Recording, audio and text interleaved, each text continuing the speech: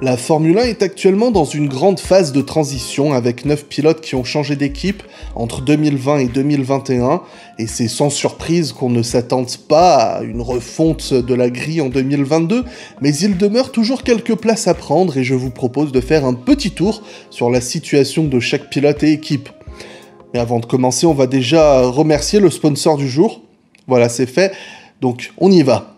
Chez Mercedes, il y a Hamilton qui vient d'être prolongé pour 2 ans. Après tout, il fait un travail vraiment pas trop mauvais pour l'écurie depuis qu'il l'a rejoint en 2013. Donc le grand point de discussion chez Mercedes tourne autour du second baquet actuellement détenu par Valtteri Bottas qui n'a pas encore été confirmé. Tout prêt à croire qu'il sera pas renouvelé pour titulariser George Russell à sa place et sceller définitivement cette relation entamée en 2017 avec le jeune anglais.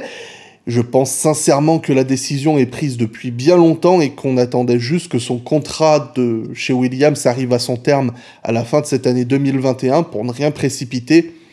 Mercedes a toujours trouvé des opportunités pour faire rouler Russell dans une de leurs voitures, et même sa titularisation chez Williams en 2019 ne l'a pas empêché de prendre le volant de la W10 lors de tests à Bahreïn, ou de la W12 il y a quelques semaines à Budapest pour des tests Pirelli pour 2022, et même de faire un remplacement surprise au Grand Prix de Sakir l'an dernier.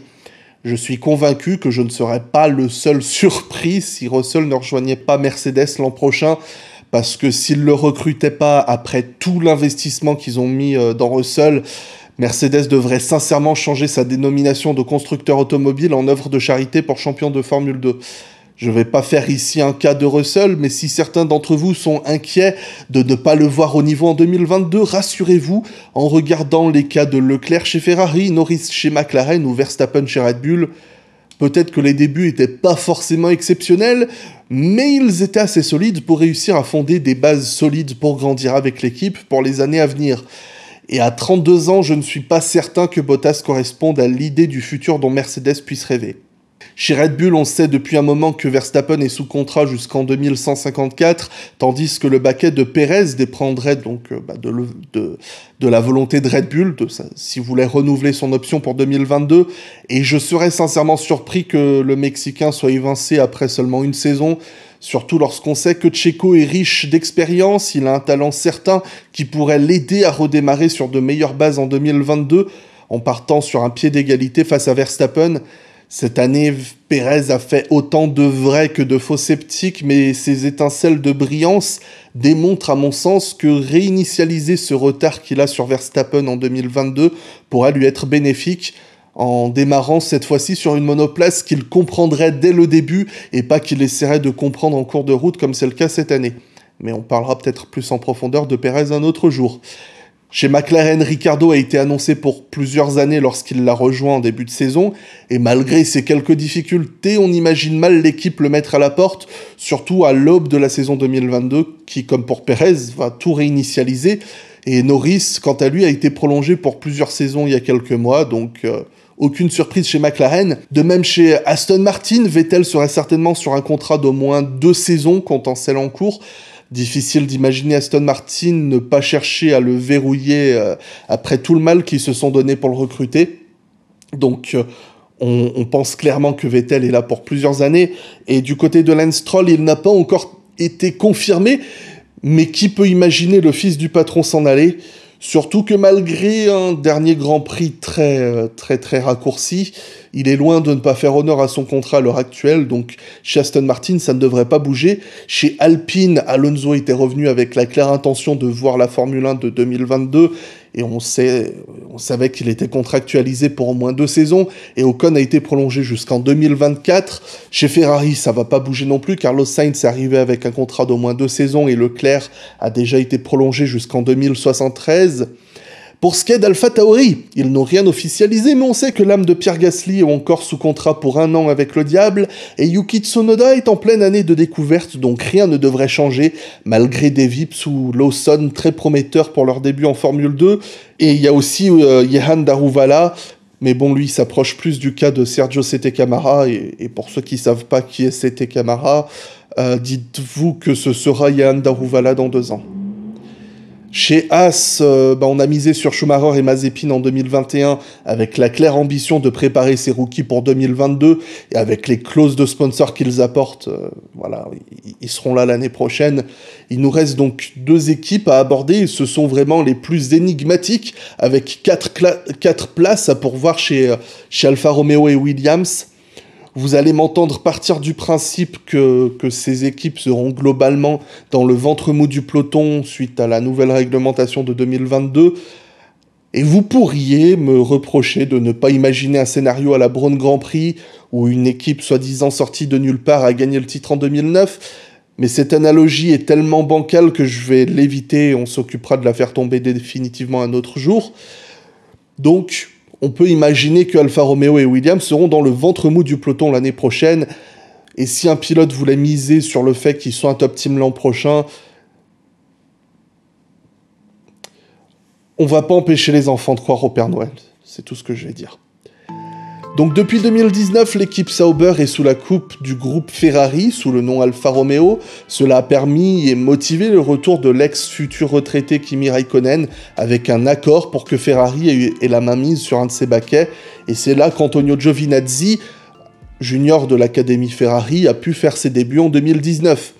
L'accord a récemment été prolongé, ce qui assure le futur d'Alfa Romeo en Formule 1, mais il y a eu la fin de cette clause sur le fait que Ferrari détenait un de ses baquets, ce qui va laisser l'équipe l'entière liberté pour choisir un des 2 pilotes, enfin ces 2 pilotes du coup. Kimi Raikkonen apporte énormément à la structure suisse depuis son retour dans l'équipe de ses débuts, et malgré son image nonchalante et fainéante, Kimi s'est révélé un atout de taille par son immense expérience, son retour technique précis qui aide les ingénieurs à mieux comprendre la voiture et à la régler en conséquence, mais aussi à tout juste 40 minutes de route de l'usine à Hinwil, Kimi n'hésite pas à faire les allers-retours pour venir aider l'équipe dans le simulateur grâce à sa carte Shell qui le carbure gratuitement dans ses stations et qu'il l'utilise avec modération depuis que la compagnie pétrolière lui l'a rendu après lui l'avoir confisqué il y a une dizaine d'années parce qu'il leur coûtait un peu trop cher. Toute trivialité mise de côté, après un contrat de 2 saisons plus une année d'option qui arrive à son terme, la place de Raikkonen est loin d'être assurée à l'heure actuelle. Difficile de savoir s'il n'a pas perdu définitivement le goût après 2 saisons difficiles. Et si on sait qu'il n'est plus en quête de succès, dur de savoir si les nouvelles Formule 1 de 2022 l'intéressent assez pour vouloir continuer. Et si c'était le cas, rien ne dit qu'Alfa Romeo sera tenté de le conserver. Après un début de saison en dents de scie, j'ose dire, avec quelques bêtes erreurs, semble avoir étrangement refroidi le management de l'équipe. Mais en parallèle, ses performances demeurent solides comme toujours. Et selon des bruits de couloir venant de mon hall d'immeuble, Valtteri Bottas serait candidat à ce baquet, et vous savez à quel point j'aime railler le bobo, mais cela n'empêche que je pense que ce sera un recrutement incroyable pour l'écurie, et j'ose dire, marquerait même un pas en avant face à Raikkonen. Alors que les choses soient claires, si on vient me parler d'histoire, Bottas n'arrive pas à la cheville du petit orteil de Raikkonen. Voilà, 340 départs, des victoires avec 3 équipes différentes, candidat sérieux au titre à plusieurs reprises, dans une des ères les plus marquées par la domination d'un seul constructeur, un titre remporté avec panache, le tout en étant régulièrement compétitif, offrant des prestations souvent remarquées. Raikkonen, c'est une légende malgré lui, mais à l'heure actuelle, en août 2021, lorsqu'on admet la réalité selon laquelle un pilote est amené à s'améliorer, mais aussi à régresser au fil de sa carrière, Bottas me paraît être un choix plus brillant.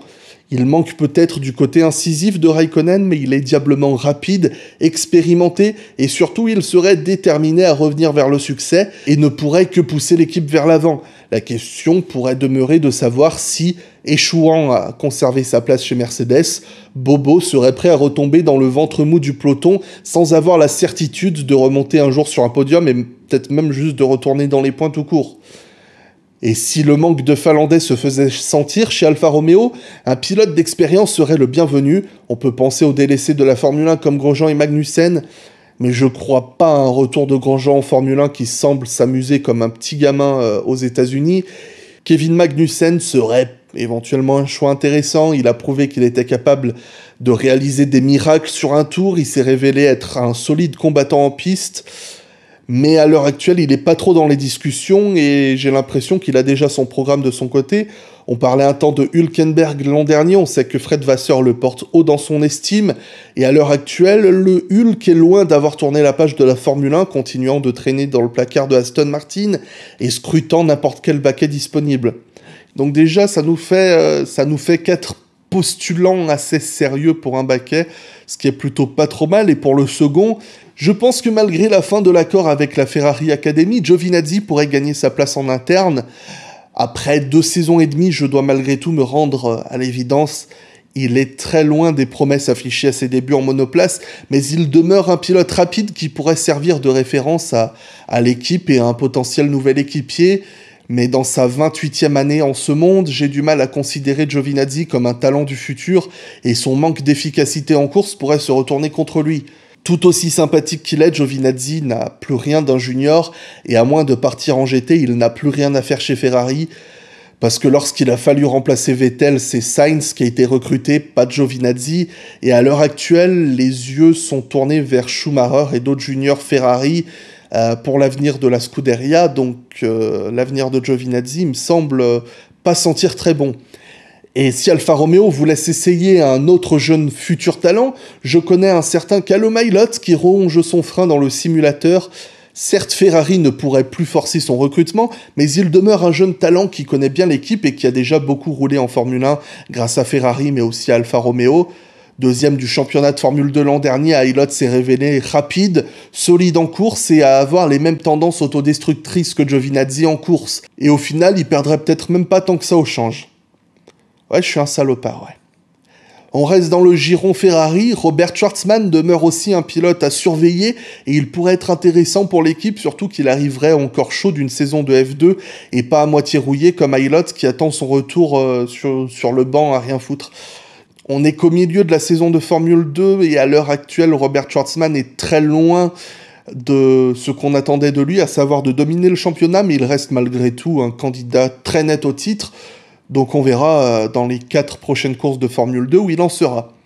Et je sais que beaucoup vont vouloir me le ramener, alors je vais dire un petit mot sur le petit Théo Pourchaire, junior de l'Académie Sauber, celui qui ne voit pas du talent à l'état brut en regardant Pourchaire devrait vraiment envisager de consulter un ophtalmo, mais il est encore très jeune et à moins qu'il gagne miraculeusement le titre en Formule 2 dans sa première saison sur un plateau aussi compétitif, je pense qu'il mériterait de continuer à mûrir là-bas une année de plus, parce que je sais même pas s'il a encore 18 ans, le bougre, donc voilà.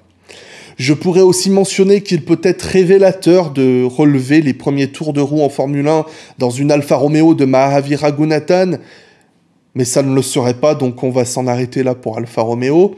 Tout nous porte à croire que Williams serait très content de prolonger le contrat de Russell, qui arrive donc à son terme cette année, mais bon, il semblerait qu'il est parti pour Mercedes si les affirmations de Canal+ s'avéraient.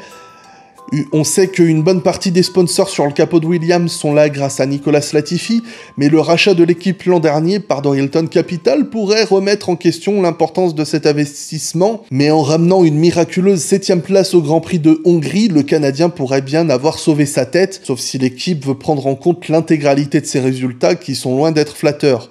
En qualification, Latifi a divisé par 2 son retard sur Russell, alors ça démontre des très gros progrès, mais l'an dernier, il était à 8 dixièmes de Russell, donc ça reste encore assez loin. En termes de rythme de course, Latifi reste constant, propre, pas très loin de Russell, mais au final, la différence de rythme en qualif se traduit en course. Et si nul doute du talent de son coéquipier, mon opinion quant à Latifi continue d'être aussi négative qu'après ses 4 ans et demi en Formule 2 et ses 6 petites victoires. Cependant, l'argent gratuit, c'est de l'argent, et il s'est révélé très sérieux et professionnel, donc ce serait pas non plus un gâchis pour Williams de le conserver. Et même si je ne cache pas du tout mon absence d'enthousiasme quant à ses performances, à l'heure actuelle, je pense pas que ce soit un handicap à l'écurie, tant qu'il a à ses côtés un gros talent pour mener la charge. Le cas échéant, peut-être que son papa lui trouvera un siège de réserviste chez chez McLaren, quelque part, peut-être aux États-Unis, parce que je rappelle que papa Michael Latifi, je crois, est actionnaire chez McLaren.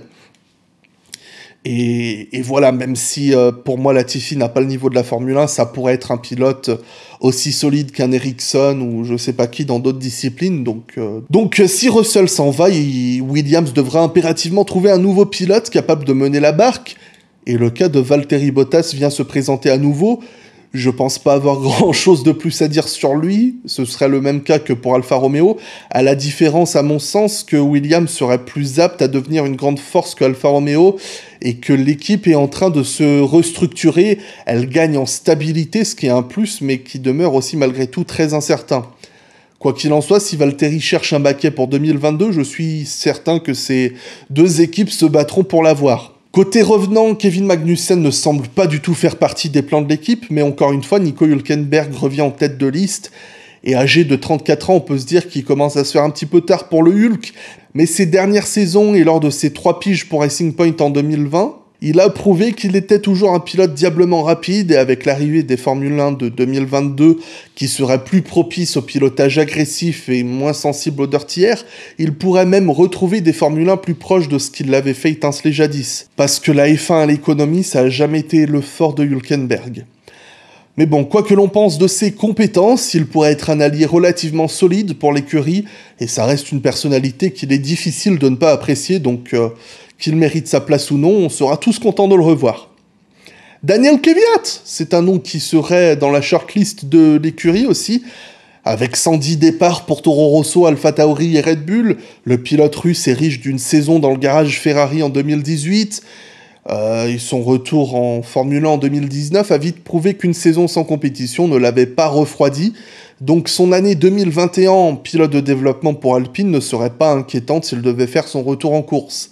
Et bien qu'il se soit révélé comme un pilote acharné et très sérieux, ses comparaisons face à Ricciardo, Sainz et Gasly ont prouvé qu'il savait être très rapide, mais manquait d'un sérieux... Enfin, il n'est pas constant, quoi.